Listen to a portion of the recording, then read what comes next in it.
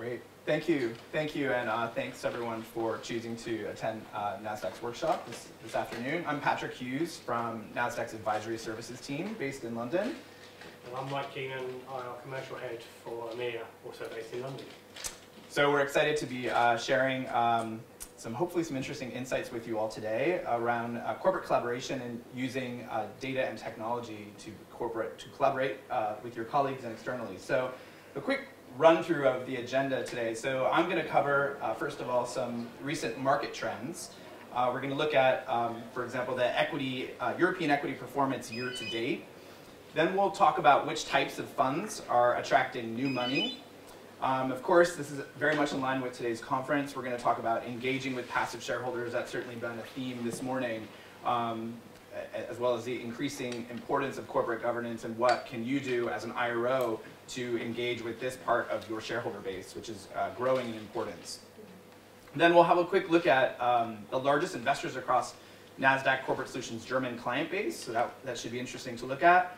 I'll then summarize with some key takeaways, as well as the impact for investor relations. And then I'll turn over to Mike, who will be talking about some of the changes in the regulatory framework that, of course, could impact IROs ahead, as well as how technology can help you face those challenges, as well as communicating with your board, as well, which was very much a theme this morning as well. And then lastly, we'll look at some of the new technology innovations that are helping IROs and all of these change and shifts that are happening in the markets. So we'll dive right in. First of all, I thought it would be interesting just to cover some of the recent market trends, and particularly looking at equity market volatility and correlations, which I think are interesting to look at year to date. So the Chicago Board Options Volatility Index, which is called the VIX, which is very commonly known as a gauge to predict future market volatility, has dropped to new lows, actually. So I have the data here as of just about end of May, lows that have not been seen since December 2006. So by comparison, the VIX was at almost 90 at the height of the financial crisis. So this indicates very few expected shocks or sharp movements in equity markets. It reflects rising equity prices and narrowing bond spreads. Additionally, correlation, so meaning the amount that the whole stock market moves in line with itself, correlations remain low, meaning that company fundamentals and stock performance, are of great importance to stock pickers. And this is actually a positive for IROs because correlations means that your equity story, low correlations means that your equity story matters even more. So there is definitely pockets of good news out there. And then just looking at quickly year-to-date European equity performance, how have European markets performed so far this year, and what do we have to look forward to for the rest of the year ahead? So first of all, European stocks have generally outperformed US stocks year-to-date. The DAX 30 has risen by about 8.8% year-to-date, while the MDAX is up an impressive over 12% year-to-date.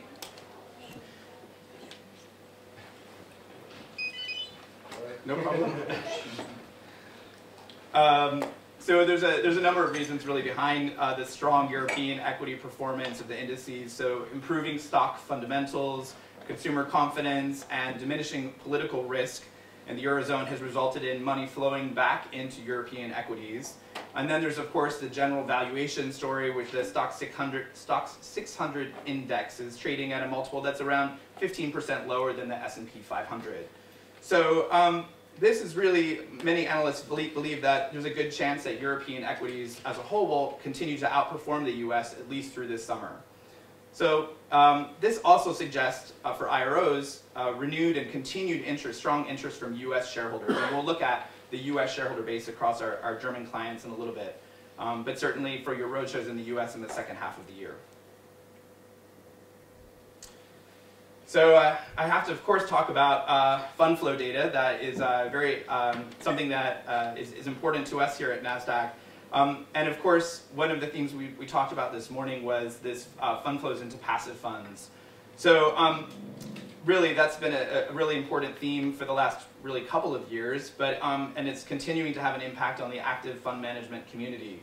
So a few highlights on this slide. Growth in low-cost ETFs, so exchange-traded funds, continued, and actually the assets under management of ETFs have just surpassed $4 trillion in April. Vanguard, who's a US-based investor, a passive index investor with ETFs, continues to have more new money flowing into it than any other investor in the world. They had $132 billion of inflows over the past year. And actually, some of the data we have at NASDAQ, if you look at the top 5 investors by inflows in last year, in 2016, all 5 of them are either index or passive shareholders. And so what is this doing? Obviously, this has an impact on many of the active fund managers that you meet on roadshows. So I've highlighted a few of the names here. Fidelity in Boston actually had the worst fund flow performance last year. So they faced redemptions of almost $90 billion over 2016. So they were actually amongst the worst active fund manager in terms of their fund flow, negative fund flows.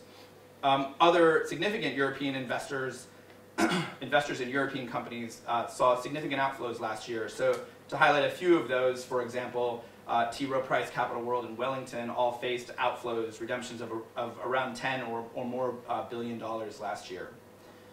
But that said, it's not all a negative story, and I think that that's one thing to understand in IR, is that understanding where is their new money and which active funds that have inflows can you influence. So I've highlighted just a few of those on this slide. So TIAA Global Asset Management had $5.5 billion of inflows last year.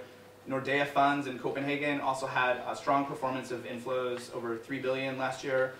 Royal London, who has a number of European-focused funds as well, also had sizable inflows. And a growth investor in the East Coast, very much a stock picker, Harding Loevner, also had almost $3 billion of inflows last year.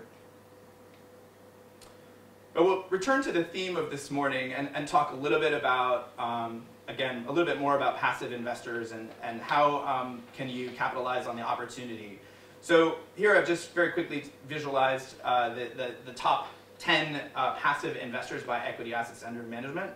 And it's just really indicating the sort of size of these investors. So Vanguard, $2.5 trillion equity assets under management. BlackRock, and that's just the ETF index branch of BlackRock, has almost 1.9 trillion. And then State Street Global Advisors with 1.2 trillion. And then it drops off with Dimensional, who's a quant investor.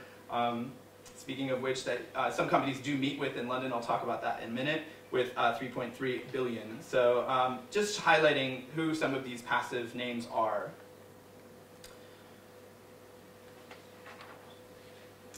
So how can IROs engage with passive shareholders? I know this morning we talked about the increasing importance of corporate governance.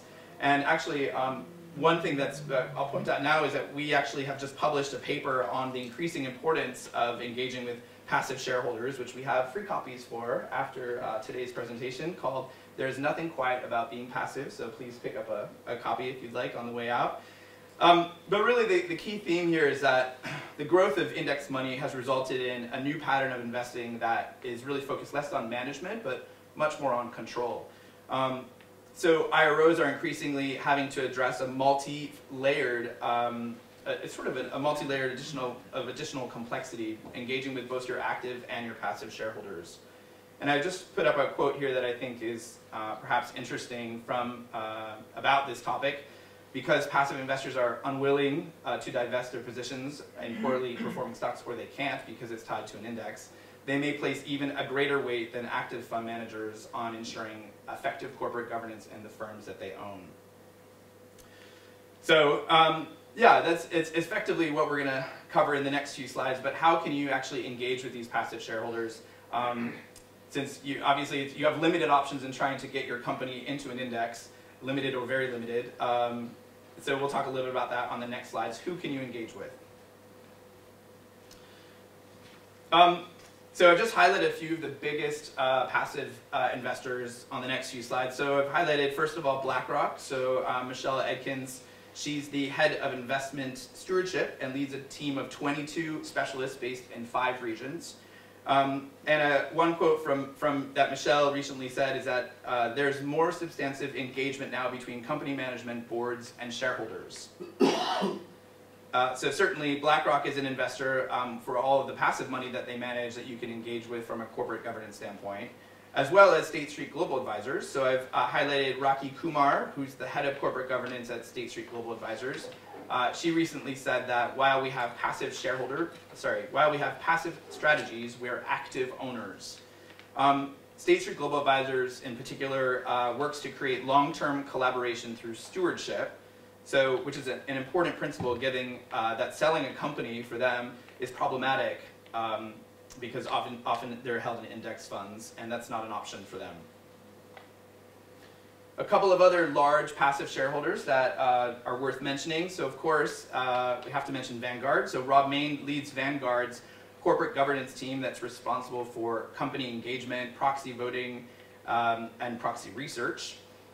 Just as an example, Vanguard conducted over 800 engagements with management or directors at companies of all different sizes last year. That was an increase of 19% over the past 12 months and 67% increase over the past 3 years. One other thing I think just interesting to note, when is Vanguard likely to engage with IR or with a company?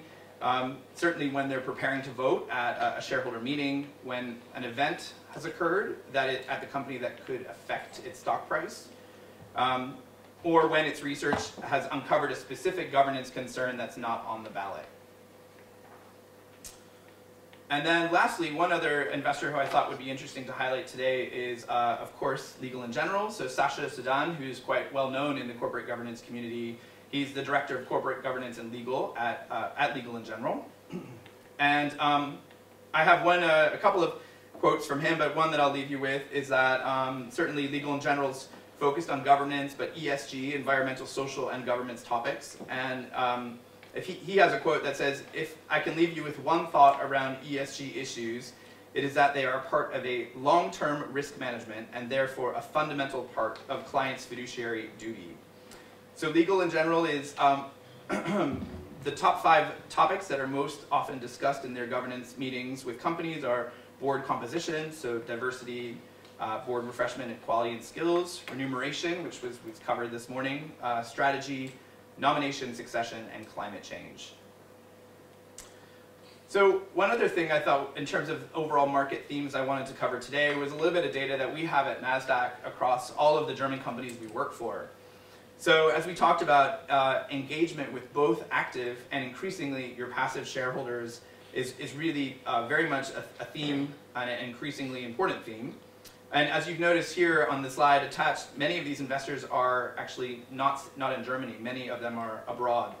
So across NASDAQ's German client base, German institutional investors represent around 14% of institutional shares on average. And so here we highlight a few of the names. So of course, Norges is the largest across NASDAQ's German client base, and that's of course an active investor that you can meet most often in London. But then, if you look down the list, many of the other names are passive or indexed firms. So, in fact, I think a couple of highlights here of the top 10 investors on average across NASDAQ's German client base, half are passive.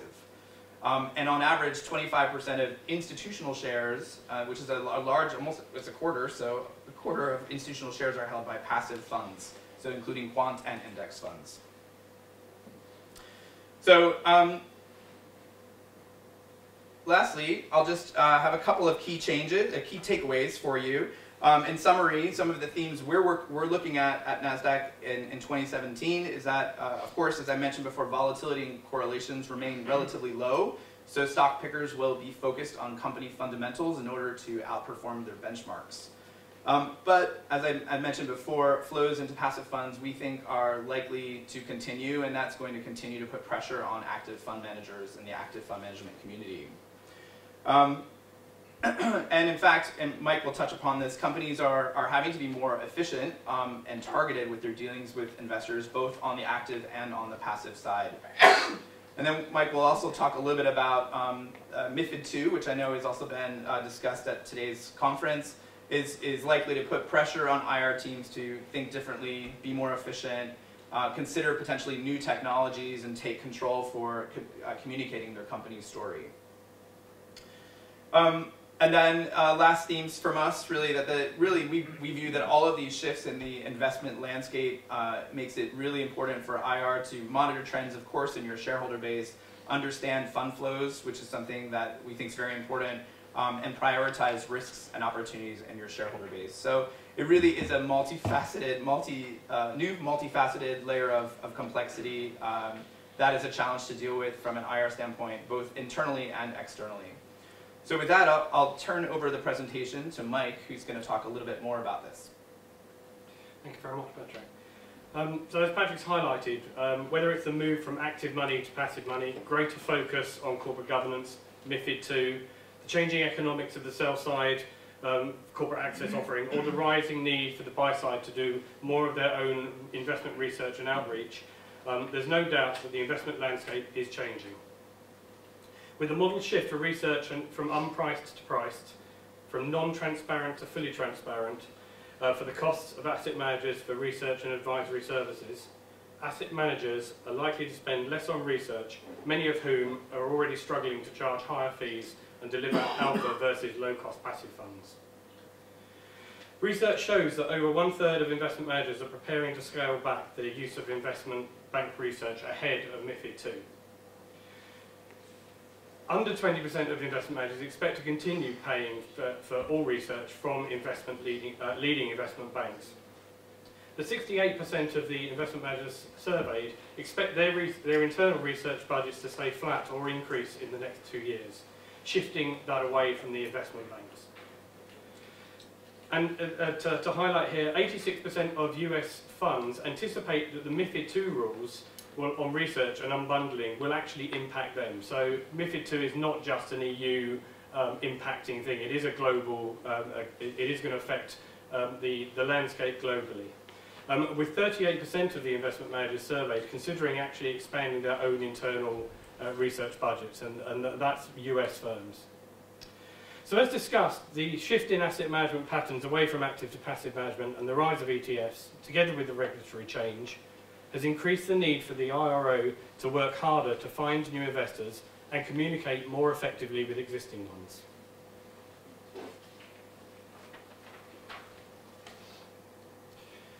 A new equilibrium is being set that requires investor relations officers to do more of their own outreach, interact more effectively with the sell side when they coordinate roadshows, and at the same time be more receptive to the increasing number of inbound meeting requests direct from the buy side. Traditionally, the sell side has controlled over 80% of the volume of roadshows and meetings with investors on behalf of the corporate. The buy side has traditionally been very happy for the sell side to be their sole supplier of corporate access. Under MiFID II, this is changing. Smaller buy-side firms may find access to corporate management harder to attain, offering both an opportunity and a challenge for IR ahead. The shifting investment landscape makes it important for IROs to monitor trends in their shareholder base and sector, understand recent fund flows, prioritise investor opportunities and risks themselves to ensure that they are making effective use of management time by taking them to see the right investors.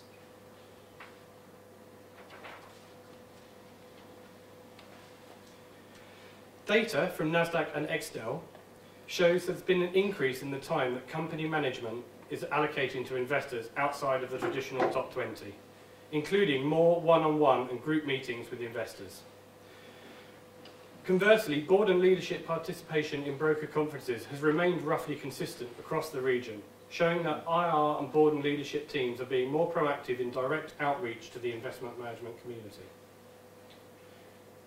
With the landscape changing, IR teams will need to take a more active role in managing their own investor outreach, and the buy side will need to engage corporates directly. Alongside this, the sell side will also need to streamline their efforts in the most economical way possible. The data shows that corporates are already arranging more on-site visits with the wider board and leadership teams themselves, with an average 3% increase year over year. The shifting investment landscape and regulatory change is likely to drive an increase in this type of activity, as companies look at a more effective and efficient way to communicate their stories with investors. As an example, Nasdaq Investor Relations has previously invited buy and sell side analysts and managers to attend the board meetings at Nasdaq to hear from them and talk to them directly. At Nasdaq, the Investor Relations and Company Secretary teams are aligned on investor engagement. To quote Ed Dittmeyer, VP of IR, and Joan Connolly, our Company Secretary, is part of our corporate DNA. Both teams spend a large proportion of their time talking to investors on both financial and corporate strategy to specific governance issues, and arranging for the relevant management team to spend time and interact directly with the investment community. We believe that it's important for these teams to be aligned in order that the board and leadership team at Nasdaq have the full investor picture through combined reporting. As highlighted at the panel session this morning, it's important there is a consistent message from IR and the board and leadership teams. And at Nasdaq, the IR and Company Secretary teams are at every nominating and governance committee meeting to provide them with a full view of current investors, regulatory and legal requirements, and current trends that are important to our shareholders.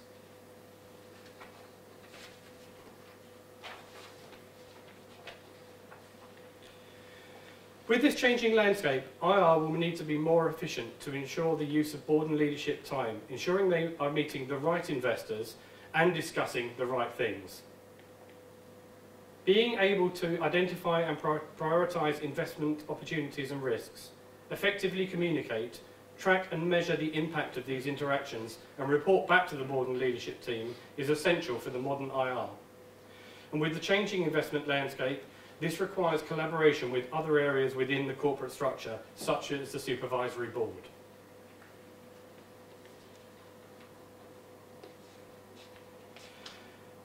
Technology can help facilitate this through simple-to-use data visualization and collaboration tools between IR and the board and leadership teams internally, such as integrated platforms with shared calendars, alert functionality and notes, and externally between the IR, buy and sell side, such as effective targeting tools, event planning tools, and integrated direct connectivity tools. Again, at Nasdaq, the IR, Company Secretary and Board and Leadership teams rely on technology to drive this collaboration between the teams both internally and directly with the investment community. That's it for our presentation, so thanks very much for taking the time to hear from us. We hope you found the session informative and insightful, and we'd like to open it up for any questions.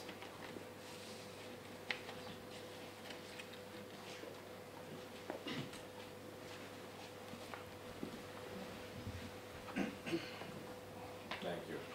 My name is Dr. Vincent, I'm working for Software AG. The question, you anticipate a lot of changes on the sell side related to all the environment that is developing.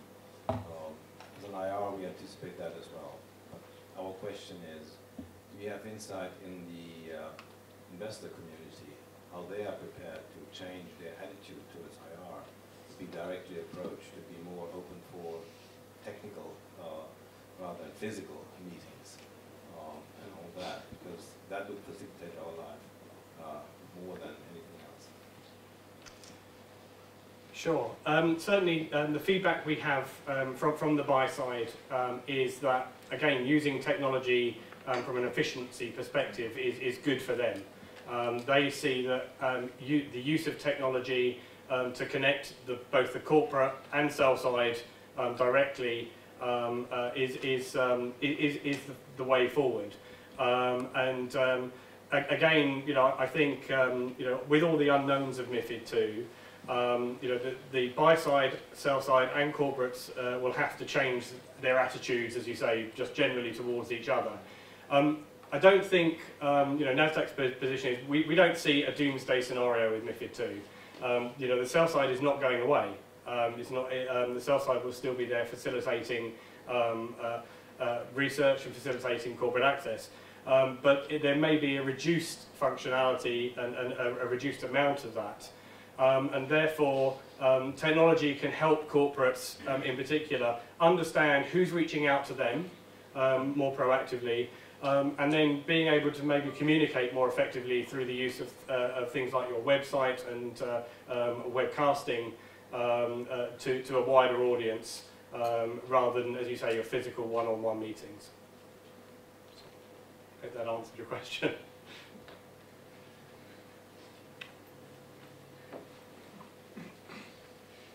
Mike, thank you very much. Very informative. Does this work? Yes. Just follow Thank you. Have you got any information on IR budgets? Because big data is very interesting, and collaboration is good, and technology solutions, and you know where we come from on that.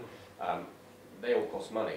Is there any trend analysis on IR budgets and where they're going to pay for this information, pay for these services? Yes, it's a good question. Thank you.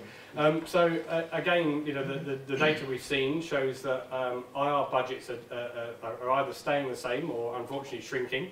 As I'm sure most of the people in this room will attest to, there's certainly not an increase in IR budgets, which again means that you know, people will need to be more efficient in the way they do things. So again, technology can help facilitate that efficiency in communicating both internally and externally. And I think, you know, one of the things that we've sort of we're trying to highlight here is not just that external communication between the IR functionality and the investment community, but also internally between, in Germany, for example, the supervisory board, the IR team, and the wider board and leadership team, ensuring that everybody is on the same page, the message is consistent, and that you are in fact engaging the right investors. Because as Patrick highlighted, you know, some of these passive funds will engage. There's this traditional approach of, oh well, they're an index fund, I won't, you know, they won't talk to me. But actually they will, because the control that a passive index fund may have over you might not be the fact that they have to, you know, they have to invest in you because you are in that index or sector, but you know, the fact that, you know, the control they have is around corporate governance. And we're certainly seeing a much wider trend in passive funds focusing around the corporate governance area, and therefore corporates and IR in particular will need to know that and be able to engage more effectively and understand who that they should be speaking to, but also who the right person is to take to that meeting. Because, so for example, in Germany it would be the chairman of the supervisory board as opposed to the CEO or CFO, because the guy at Legal & General doesn't want to see the CEO of the company.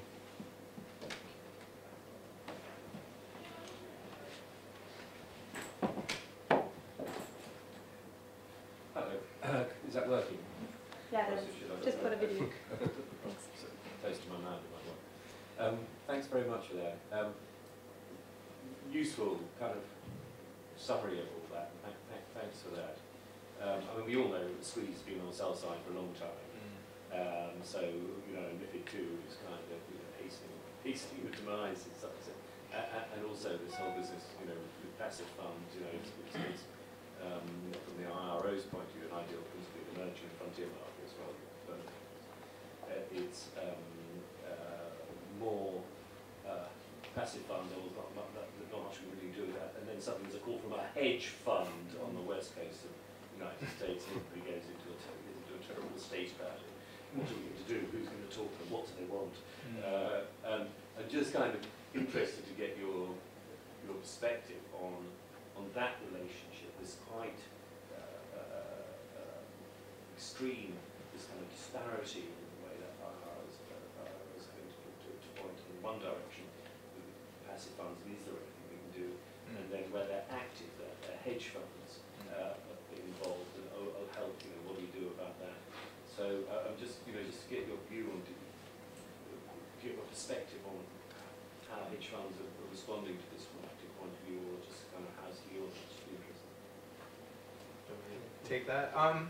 Yeah, I mean, I think sort of my own view, based on some of the feedback we have from across all of our clients, is I think hedge funds are easy sort of sometimes to put in a box, and I think it's important to understand which hedge fund in particular you're speaking to, and who they are, what their strategy is, what their sort of ultimate aim is, because there's a lot of hedge funds. I think, for example, Lansdowne is a good example in London. I mean, they're often cited in surveys as having the most informative investor questions. So they're like viewed as sort of very astute hedge fund managers, and you know, provide really good feedback to company management. So I think generally, if you're unsure about a hedge fund, you know, certainly if you're working with us, please reach out to us, because a lot of times we know sort of where they invest. Are they in one of the red A activist hedge funds that you need to be worried about?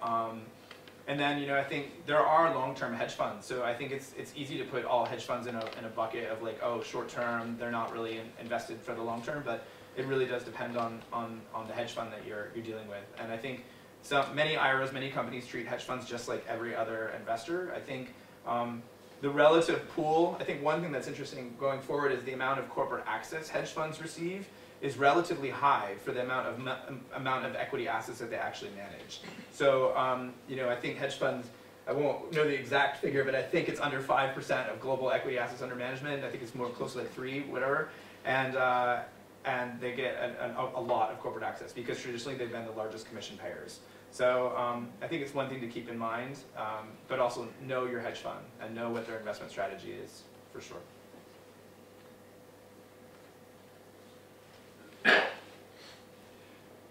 So we've got a couple of questions for you, if we may. So just talking around, obviously, how you guys have been doing things. How many of you think there's actually already been an increase in direct communication with the buy side, either outreach direct from yourselves or an influx of requests from the buy side directly? Do you? Yes. Yep. Show of hands of yes if there's been an increase. Okay, that's interesting. So, and how many, from an IR perspective, how many people in the room, again, show of hands please, how many have arranged a corporate governance roadshow in the last 12 months? Wow, okay. You're all going to be busy next year. That is very interesting, and I'd say that it definitely varies, but we meet lots of companies who regularly have corporate governance roadshows, especially, of course, before the AGM, but certainly do it at least annually and visit their largest passive shareholders.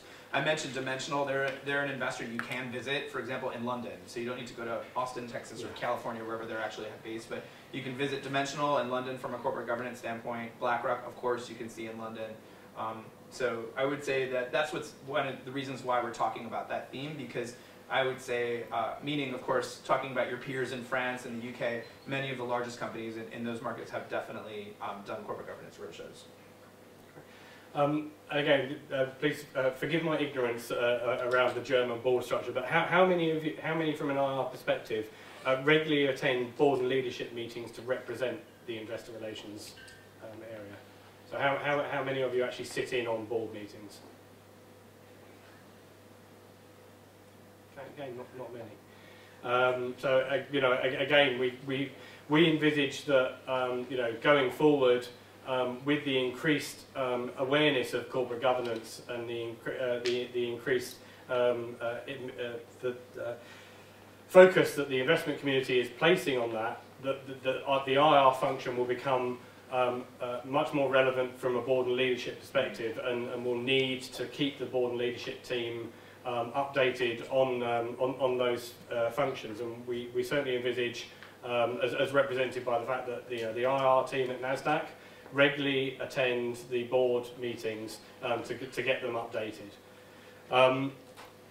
And just, I guess, a final couple of questions.